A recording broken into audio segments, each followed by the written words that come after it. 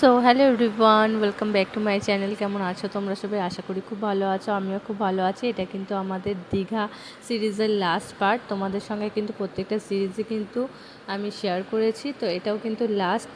তো চলো, আজকে আমাদের কিন্তু লাস্ট ডে দীঘাতে, আর তার জন্যই কিন্তু আমরা সকাল সকাল বেরিয়ে পড়েছি উদয়পুরে আসার জন্য। আর দেখতে পাচ্ছ আমরা কিন্তু টোটো রিজার্ভ করে চলে এসেছি উদয়পুরে। তোমরা কিন্তু সি বিচের পার ধরেও আসতে পারো এবং সি বিচ দিয়েও কিন্তু উদয়পুর হেঁটে হেঁটে আসতে পারো। তো প্রচণ্ড গরম ছিল, যার জন্য কিন্তু আমি টোটো ভাড়া করে চলে এসেছি।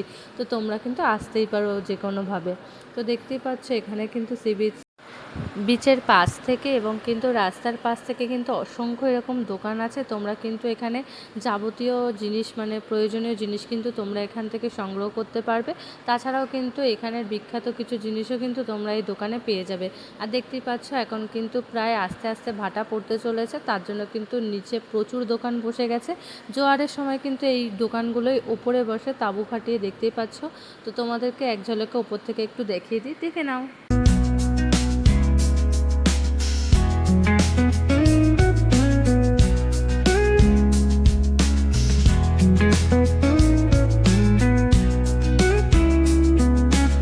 তো তোমাদের তো ওপর থেকে একটু উদয়পুরটা সুন্দর করে দেখিয়ে দিলাম। তারপরে কিন্তু আমি নিচে নেমে গেছি সি বিচে, দেখতেই পাচ্ছ। আর সি বিচে কিন্তু এরকম কাঁকড়া, তারপরে বিভিন্ন রকম মাছ ভাজা থেকে কষা থেকে শুরু করে তোমরা কিন্তু পায়ের তলা দিয়ে জল যাবে আর চেয়ারে বসে এরকমভাবে খেয়ে এনজয় করতে পারো।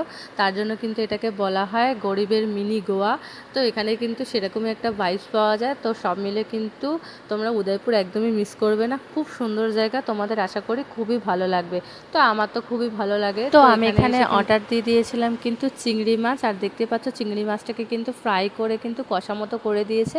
আর তার সাথে কিন্তু এখানে কাবাব ছিল, মানে এটা চিকেন পকোড়া টাইপের, কিন্তু সসে টস করা ছিল। কিন্তু এটা খেতে বেশ সুন্দর ছিল। আমার তো চিংড়ি মাছের থেকেও এই চিকেনটা বেশি ভালো লেগেছে। তো এখানে তোমরা কিন্তু কাঁকড়াও পেয়ে যাবে, এরকম কষা করে দেবে, এবং কিন্তু পমফ্রেট ভাজাও খেতে পারো। আর অ্যাসেটটা অনেক মাছও আছে, তোমরা কিন্তু এখানে এসে এই ভাজাগুলো বা মাছটা কিন্তু খেতেই পারো, খেতে খেতে এনজয় করতে পারো।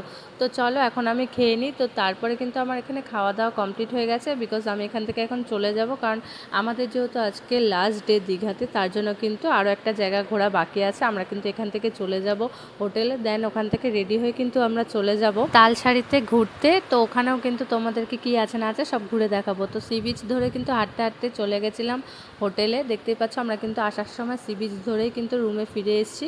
আর এখানে এসে কিন্তু একদমই ফ্রেশ হয়ে নিয়েছে। এবার কিন্তু আমরা এখন বেরোবো, নিচে গিয়ে কিন্তু আমরা টোটো বা অটো ভাড়া করে নেব। তো চলো কত ভাড়া পড়ে না পড়ে তোমাদেরকে দেখাচ্ছি। তো তারপরে তো এখানে একটা অটোওয়ালার সঙ্গে কথা বলে নিয়েছে, 450 টাকার মাধ্যমে কিন্তু আমরা পৌঁছে যাব তালসারিতে। আর বাদিকে দেখতে পাচ্ছ ওটা কিন্তু একটা জগন্নাথ মন্দির। আমরা কিন্তু এখন মানে দীঘা থেকে ঢুকে যাচ্ছি উড়িষ্যা বর্ডারের দিকে।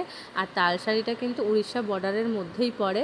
তো ফাইনালি আমরা কিন্তু পৌঁছে গেছি তালসারিতে। আর দেখো এখানে এসে দেখলাম যে হালকা হালকা কিন্তু মানে সবে জাস্ট ভাটা পড়েছে, আর অনেকটা জলই কিন্তু এখনও আছে। প্রচুর লোক নিচে নামছে, তো এখানে একটু কাদা কাদা বলে আমি কিন্তু নামলাম না, তোমাদেরকে ওপর থেকে দেখালাম। তো দেখে না একটু ভিউটা।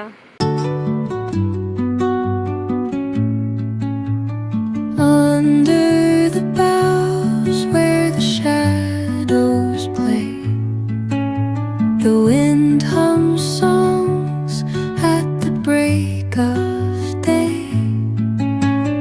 Whisper. তো বন্ধুরা, তালসারির ভিউটা তোমাদের কেমন লাগলো অবশ্যই জানিও। আমার তো অসাধারণ লেগেছে। আর দূরে ওই যে ঝাউবনটা দেখছো, ওটা কিন্তু আমফানে একদমই নেই আর কি বলতে গেলে চলে।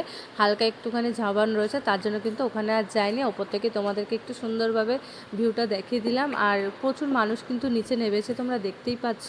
তো আমি কিন্তু তোমাদের ওপর দিয়ে দেখিয়ে দিলাম। আমার তো বেশ লাগছে, তো আমি এনজয় করছি, তোমরাও ভিউটাকে এনজয় করো সুন্দর করে।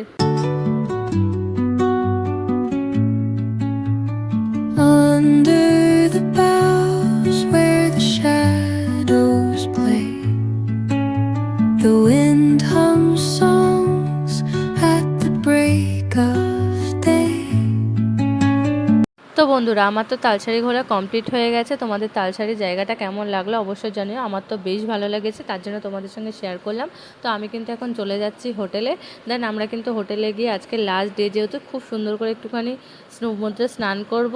তো চলো দেখতে থাকো।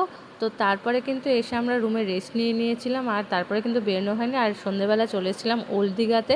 আর ওল্ড দীঘায় মারাত্মক ভিড়টা জাস্ট একবার দেখো, মানে সব লোক মনে হয় ওল্ড দীঘাতেই চলে এসছে। তো তারপর লোক দেখলে হবে, খেতেও তো হবে, তার জন্য কিন্তু চলে গেছিলাম। সি বিচের পাড়ে বসেছিল পাপড়ি চাট, তো 50 টাকা দিয়ে 1 প্লেট পাপড়ি চাট নিয়ে নিয়েছিলাম। আর পাপড়ি চাটটা বেশ মোটামুটি খেতে ছিল।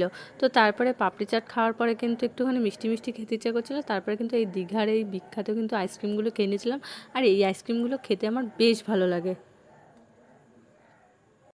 তো এই আইসক্রিমের দামগুলো কিন্তু নেয় 20 টাকা 25 টাকা করে, আর বেশ খেতে লাগে। তো তারপরে তো চলে এসেছিলাম একটুখানি সি বিচের পাশে একটুখানি সমুদ্রের হাওয়া খেতে। তো রাত হয়ে গেছে, এখন কিন্তু হোটেলে ফিরে যাব।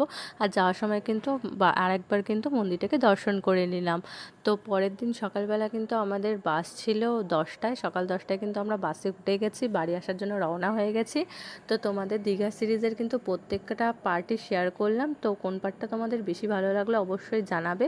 তো ভিডিওটি আমি এখানেই এন্ড করছি। আর এই ভিডিওটাও কেমন লাগলো অবশ্যই জানিও, ভালো লাগলে লাইক কমেন্ট শেয়ার করে দিও, অ্যান্ড চ্যানেলটাকে সাবস্ক্রাইব করে দিও। তো দেখা হচ্ছে নেক্সট কোনো ভিডিওতে। তো আজকের জন্য টাটা।